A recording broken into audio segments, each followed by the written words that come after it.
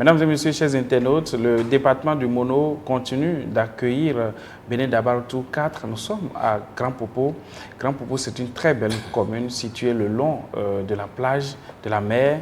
Et nous allons discuter tout à l'heure avec le maire de cette commune qui va nous faire découvrir la commune, ses potentialités, ses atouts. Nous n'allons pas perdre de vue la thématique de cette 4e édition, l'extrémisme violent et la cohésion sociale. Merci de vous installer confortablement. Monsieur le maire, bonjour. Merci à vous, chers amis. Bonne arrivée. Bienvenue à Grand Popo, la cité balnéaire du Bénin. Monsieur le maire, je tiens à vous remercier pour l'accueil parce que nous sommes passés par plusieurs communes. Cette tournée est en cours depuis le 19 février. Nous avons parcouru les départements du Nord. Nous avons fait le Zour, le Mono, le Koufo. Et votre accueil m'a marqué. Parce que vous n'avez pas reçu le courrier, mais lorsqu'on nous a annoncé, vous nous avez reçu. Et j'ai aimé cette chaleur avec laquelle vous nous avez reçu. Et je tenais vraiment à vous dire que cela m'a marqué. Et ce serait ingrat de ma part si je ne témoigne pas devant la caméra cet accueil chaleureux que vous nous avez réservé. Merci beaucoup, monsieur le maire. Merci, c'est à nous de vous remercier déjà pour tout ce que vous faites pour le Bénin à travers les 77 communes. Vous venez de le dire que vous avez parcouru déjà un certain nombre de communes et c'est le tour de Grand Popo. C'est déjà assez énorme parce que l'objectif que vous êtes fixé permettra non seulement à tous les Béninois, mais également à toutes les communautés au-delà de nos frontières de nous suivre et de savoir un peu comment les 77 du Bénin s'activent et combien de fois vous participez de du développement au niveau de nos communes. C'est à nous de vous remercier pour cet élan. Merci, monsieur le maire. Alors, Grand Popo, est-ce qu'il existe un petit Popo pour qu'on appelle Grand Popo bien? D'où ce nom, Grand Popo? Ah oui, l'histoire, comme on le dit toujours, un peuple sans histoire, c'est un peuple qui est voué, c'est sans identité. Absolument. Nos Grand Popo demeure reste une communauté avec identité. Petit Popo, aujourd'hui, je peux vous dire que c'est un erreur qu'on appelle Petit Popo. Ah, d'accord. Et Grand Popo, c'est là où vous êtes ici, Okay. parce que par le passé, l'histoire nous a enseigné que entre Anerro et Grand Popo ici, il n'y avait pas de distinction. Okay. La frontière était à Grand Popo ici, mais pas le fait des choses, la frontière s'est retrouvée à Ilakandi. D'où le Petit Popo s'est retrouvé de l'autre côté. Et ici, la grande partie qui est restée appelée Grand Popo. Mais nous sommes toujours même communauté, des pays frères, des communautés sœurs, avec qui nous discutons tous les jours. Donc c'est de là que Grand Popo est né. Oui. Alors Grand Popo, quelle est la superficie, combien d'arrondissements? Nous aimerions vraiment connaître votre commune. Merci. Grand Popo, je disais tantôt, c'est la cité balnéaire du Bénin. Sur 289 km², subdivisé en 7 arrondissements, et au total 60 villages. Alors, Grand Popo est entouré rien que d'eau. Nous avons l'océan, nous avons le fleuve Mono. Oui. Alors, donc, la richesse première de Grand Popo se retrouve dans cette identification, telle que je viens de le dire, c'est l'eau. Et l'eau, vous savez aujourd'hui, l'eau, c'est l'eau bleue. Alors, composer avec l'eau, ça se donnait déjà la volonté et la mesure d'aller chercher la richesse au fond de l'eau, de ramener pour la communauté. Oui. Par le passé, autour de ces pans d'eau se développaient des activités de pêche que nos arrière-grands-parents, nos grands-parents, nos parents, et puis aujourd'hui, notre génération se donnait à cette activité. Et déjà, ça fait la première activité que Grand Popo connaît, la pêche. Oui. Mais au fil du temps, nous avons constaté, parce que tout à l'heure on a dit la cité balnéaire. Lorsqu'on parle de cité balnéaire, c'est déjà, ça fait appel au tourisme. Alors, le tourisme, Grand Popo ne peut pas manquer de répondre à ce rendez-vous touristique. Et c'est pour ça que lorsque vous voyez Grand Popo, sa détermination, sa position géographique et tout ce que Grand Popo a de naturel attire et force l'admiration des uns des autres. Donc, nous avons le tourisme qui se veut également dans une position stratégique, dans une position de privilège. Donc déjà, nous avons estimé que Grand Popo, en tant que destination du portail touristique à l'horizon 2030, était un objectif qui, à juste titre, remet Grand Popo dans toutes ses valeurs. Nous avons Grand Popo qui également est une communauté, qui est une commune d'agriculture, où nous avons les produits maraîchers. Ah oui, très développé. Alors, pour votre information, sur l'ensemble des 77 communes, la commune de Grand Popo reste à la tête du peloton dans la production maraîchère. Ah oui. Donc, tout ce qui est légumes, si vous donnez cette volonté de pouvoir également circuler votre micro, vous allez constater, vous allez apprendre que c'est au niveau de Grand Popo ici que la production maraîchère prend son poids. Ah oui. Alors, nous n'avons pas voulu délaisser cela, ce qui fait que chaque jour, nous renforçons à travers la cohésion, à travers notre proximité de ces maraîchers, nous essayons de soutenir, de les appuyer pour ne pas nous retrouver à la queue du peloton. D'accord. Grand Popo, je disais tantôt que c'est l'agriculture. C'est la culture, la production de bananes, plantains ou comme toute autre espèce. Ah oui. C'est le palmier à huile, c'est le coco et la transformation de coco en huile de coco. Ah oui. Donc c'est également d'autres activités, comme tu le disais tantôt, le tourisme. Ah oui. Et si vous connaissez Avlon, Avlon constitue un arrondissement de notre commune, mais qui est la mine d'or de notre commune, parce qu'arrivé à Avlon, bien entendu que nos sites touristiques s'étendent sur l'ensemble de la commune, mais particulièrement Grand Popo vous donne cet attrait que sur le Bénin, je suis sûr que vous ne l'avez pas encore. Non. Alors, si vous allez à Grand Popo, à Avlon, donc vous aurez le temps de découvrir les mangroves. Ah oui. Mais les mangroves pas dans le même état que dans les autres qu'ailleurs, parce qu'on a utilisé les mangroves pour créer des circuits. Ah oui. Vous pouvez vous promener sur 4 km entre des mangroves, c'est-à-dire des allées sur l'eau, sans sortie, mais vous êtes sur l'eau, des couloirs qui ont été créés pour la cause. Nous avons là-bas la réserve aviaire qui reçoit pratiquement 1200 espèces aviaires, notre réserve biosphère qui reçoit pratiquement 1200 espèces aviaires par an. Nous avons là-bas à Avlon la production du sel à l'état naturel, traditionnel. Oui. C'est-à-dire, par le passé, vous voyez que nos mamans, nos parents, surtout nos mamans, s'activaient à produire le sel à partir de l'océan, de l'eau salée. Mais c'était une production purement traditionnelle. Oui. Cela demeure à ce jour. Mais tenez-vous tranquille, la qualité du sel qui est produit là-bas est une qualité très recherchée. Oui. Et ceci même de part de nos frontières et au niveau des autres communautés, des autres continents. Ah oui. Cela est resté et demeure encore là en tant que site également. C'est un label. Un label que même les visiteurs à visiter et à se rendre sur les lieux, ils sont impressionnés. Ils sont impressionnés. De la manière dont ça se passe. On obtient le sel. Exactement. De la manière dont on obtient malgré le sel. Que cette manière archaïque est ben oui, elle est archaïque, mais non seulement la production continue, mais également, je tiens déjà à dire merci au gouvernement parce qu'il y a un projet qui est en cours pour pouvoir toujours produire le sel, mais ceci à une échelle industrielle. Mais cela ne veut pas dire que cette étape traditionnelle que nous avons, que nous allons délaisser. Non, nous allons la conserver, d'accord, pour continuellement recevoir des visiteurs qui sont intéressés par ce mécanisme traditionnel et qui souhaiteraient même toujours y revenir voir. Donc pour nous, c'est un label que nous devons forcément conserver. D'accord. Monsieur le maire, c'est très intéressant la manière dont vous exposez votre commune, vous donnez les détails sur votre commune et ça donne envie de venir visiter.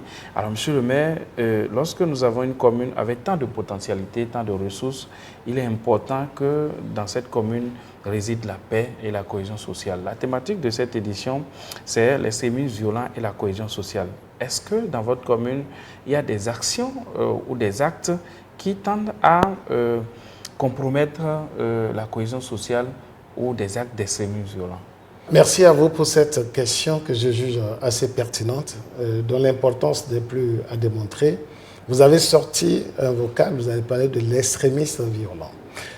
C'est vrai que ces derniers temps, sinon depuis quelques années, toutes les attentions sont focalisées sur cette situation que nous vivons de loin avec un certain nombre de pays, mais qui retient notre attention.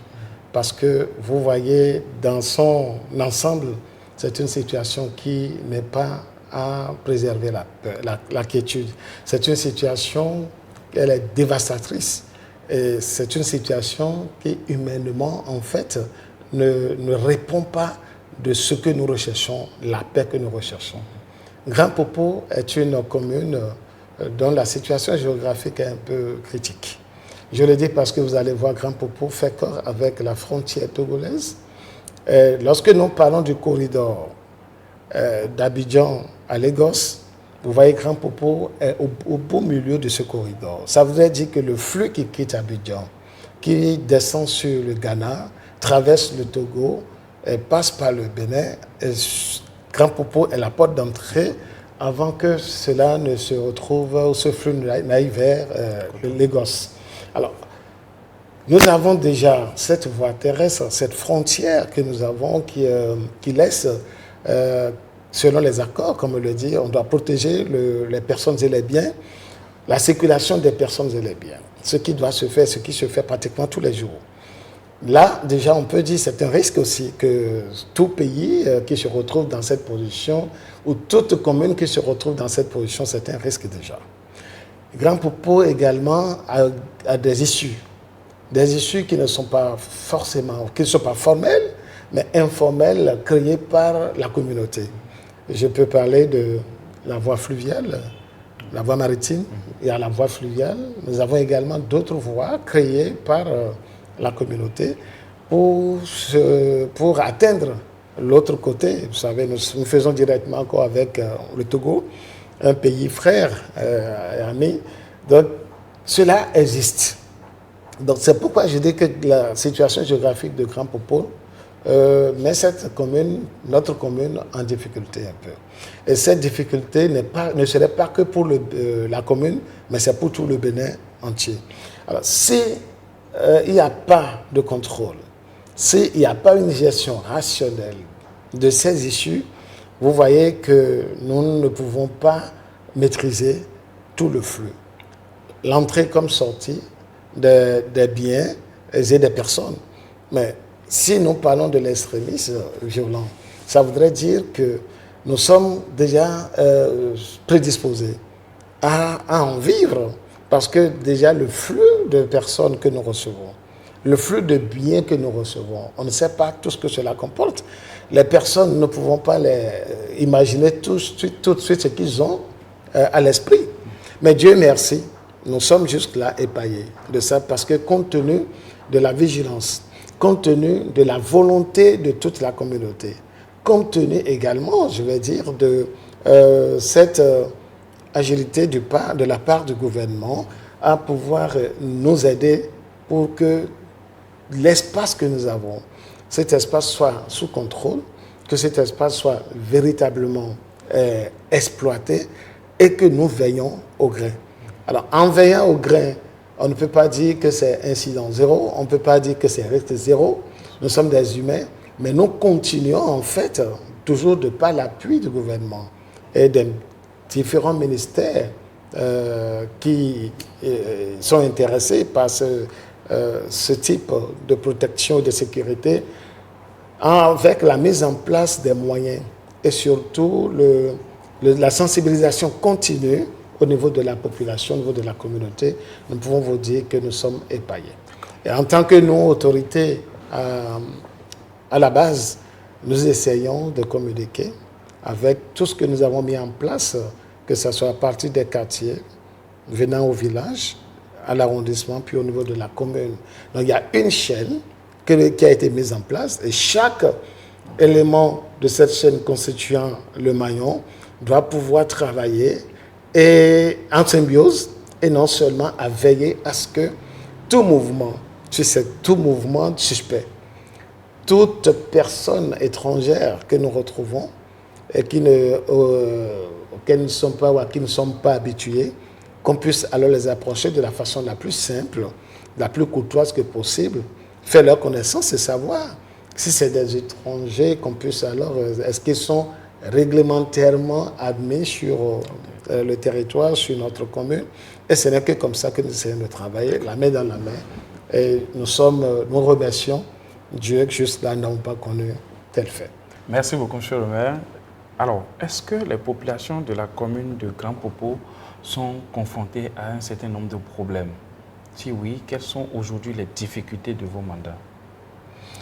Ah oui, mais je pense que Grand Popo ne fait pas l'exception dans les autres communes. Ah oui. Les difficultés existent, elles doivent toujours exister parce que nous sommes des humains. Si nous laissons tout ce qu'il y a comme difficultés naturelles, il y a également les difficultés anthropiques. Ah oui. Parce que déjà, lorsque vous êtes deux à vous mettre ensemble, deux à occuper un espace, deux appelés à travailler ensemble, déjà les difficultés naissent. Alors, donc, on ne peut pas dire que Grand Popo ne connaît pas de difficultés. Nous en connaissons même, je pourrais dire plus que d'autres communes. L'essentiel, en fait, c'est de savoir de quoi il est question. Et c'est de savoir s'y prendre. Nous sommes une communauté, donc nous sommes des frères et sœurs. Déjà, il faudrait que nous ayons cela à l'esprit pour savoir que l'autre, tu dois le retrouver en toi. Donc, toute situation qui s'impose à vous, pour que ceci ne se dégénère pas et que ne conduit pas à d'autres, à des situations qui pourraient paraître incontrôlables, qui peut peut-être engendrer des difficultés ou de l'inquiétude, c'est qu'il faut au jour le jour qui est la proximité. Oui. Cette proximité, je peux vous dire, nous permet de rencontrer ou de vivre avec la population ces difficultés. Oui. Et la première difficulté, elle est forcément sociale. Okay. Et lorsque je dis une difficulté sociale, il faut retrouver à travers ça plusieurs pans. Alors que, bon, aujourd'hui, on sait qu'il y a, on dit, la vie est dure. Oui. La vie est dure. Alors c'est une difficulté pour la communauté.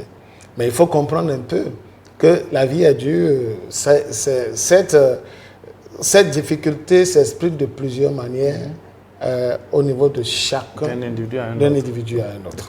Non, mais lorsque vous ne pouvez pas tout embrasser et dire que vous voulez régler, non, mais l'essentiel c'est de voir ce qui est humainement possible et qui doit répondre d'un pan social et prendre en compte toute la communauté. Ouais.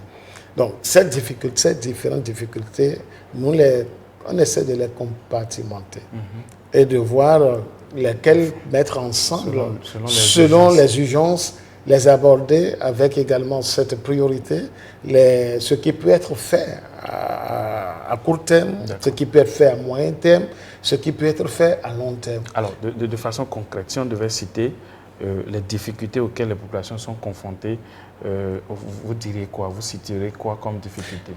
J'ai déjà parlé des mesures sociales, économiques également, financières, pour chapeauter tout ceci. Oui. Mais également, il y a d'autres difficultés. Vous voyez, nous avons, à l'heure où je vous parle, l'effort est fait par le gouvernement. Oui. Le gouvernement s'est donné jusqu'à 2030 comme délai à ce que sur l'ensemble du territoire béninois, qu'on ne parle que de l'eau potable, la distribution, l'existence de l'eau potable. Nous constatons qu'il y a des efforts qui se font. Il y a également des diligences en cours.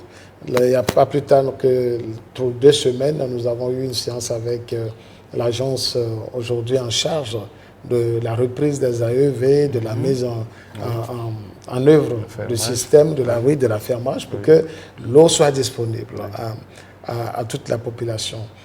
À ce jour, il y a encore une bonne partie de la population qui n'a pas encore accès à l'eau. Mais nous avons essayé de voir ensemble... Comment peut être une commune entourée par l'eau et au même moment on manque d'eau? Oui, c'est faisable, c'est possible. L'eau que vous avez, nous parlons ici de l'eau potable. Alors, l'eau potable, vous voyez déjà, vous venez de parler d'une commune entourée d'eau. Mais lorsque vous tentez, d'aller pour produire l'eau à pouvoir servir la communauté, mais l'eau potable, le risque chez nous ici est très élevé. Parce que déjà, nous avons l'océan, dont le niveau de salinité est très élevé. Vous avez le fleuve Mono, dont également cette eau qui présente toutes sortes de situations de difficultés. D'où le traitement est un traitement particulier. Okay. Lorsque vous allez, je suppose, à Cotonou, pour mettre en place un système d'adduction d'eau, vous n'avez pas les mêmes difficultés lorsque vous faites les mêmes exigences, si vous voulez, qu'à Grand Popo. Donc c'est un peu délicat. C'est pourquoi, au départ, nous avons pensé qu'en fait, que l'agence qui avait été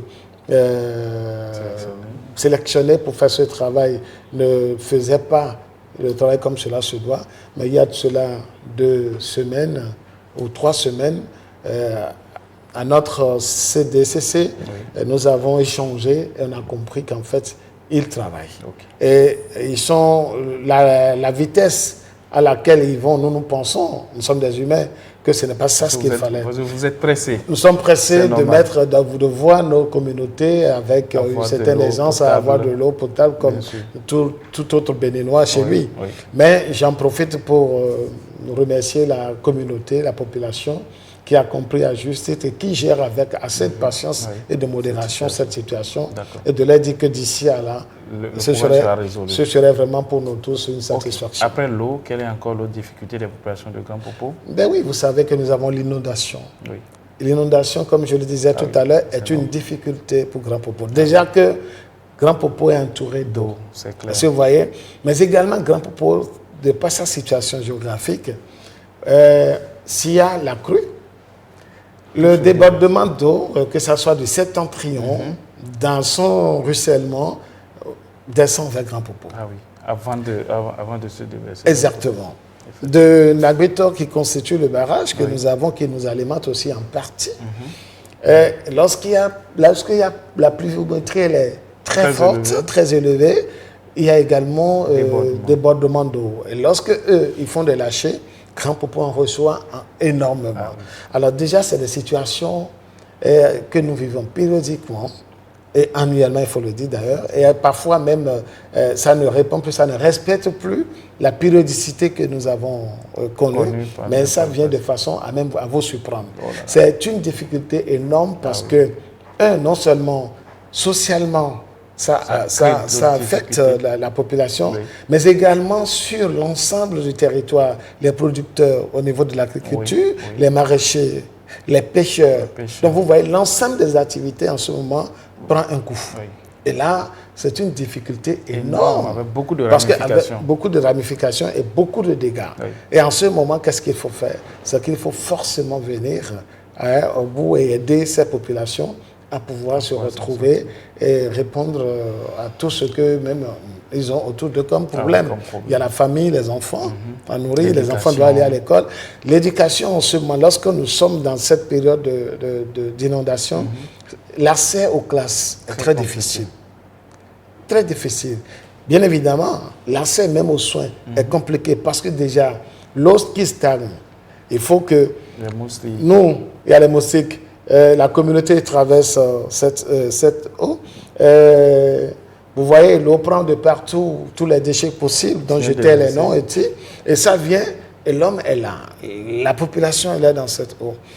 C'est vrai que c'est un fait naturel, mais aussi, il faut dire qu'il y a aussi des comportements anthropiques auxquels nous essayons de sensibiliser la population pour que dans ses comportements au quotidien, qu'elle effectivement délaisse un certain nombre de faits et surtout même toujours de nos parents qui ont eu cette, je vais dire, mauvaise habitude de s'installer sur le lit, dans le lit d'écoulement d'eau. Tout ceci contribue à cette difficulté que nous vivons. Monsieur le maire, c'est très intéressant. Si nous devons continuer cet échange, le temps nous a surpris. J'aurais aimé qu'on aille plus loin, mais malheureusement, c'est le temps. C'est la fin de cet entretien. Votre mot de la fin. Merci, le temps nous a surpris, mais comme vous êtes également soumis au temps, je crois que je ne pourrais qu'accepter que nous mettions fin à cette séance.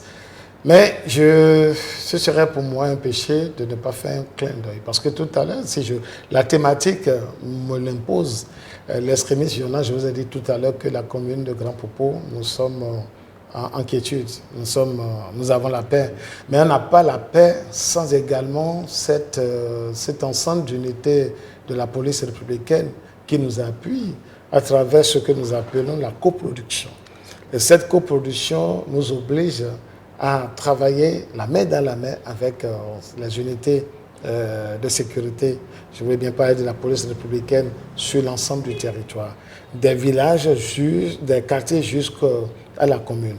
Je tiens à leur dire merci pour ce travail qui déjà se fait très bien et remercier également nos chefs villages qui ont également un rôle, et nos chefs quartiers qui jouent également un rôle prépondérant, sans oublier les chefs d'arrondissement et l'ensemble des élus pour ce contrôle, cette cohésion que nous développons pour la quiétude de notre population. Je profite de cette occasion que vous m'offrez pour remercier le président Talon de tous ses efforts et surtout de cette diligence habituelle que nous remarquons pour que toute notre communauté puisse se sentir protégée et en paix.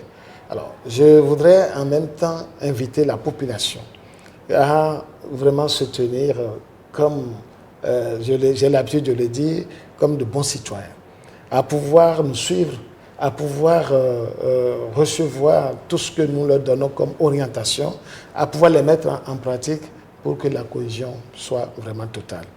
Je tiens également à vous remercier toute l'équipe que vous constituez, pour vous dire que c'est une émission que j'ai beaucoup appréciée, mais qu'il va falloir que nous revenions là-dessus, parce qu'on avait beaucoup de choses à dire, mais le temps qui nous a été imparti s'est écoulé. Une fois encore, merci. Merci beaucoup, Monsieur le maire. Je suis également pour une émission qui va prendre beaucoup plus de temps afin qu'on puisse décortiquer tous les sujets ayant trait à la commune de Grand Popo, ses atouts, les difficultés des populations, les efforts du conseil communal que vous dirigez. Mesdames et messieurs, chers internautes, merci de nous avoir suivis. Bénin Dabaroutou, à la prochaine étape. Au revoir.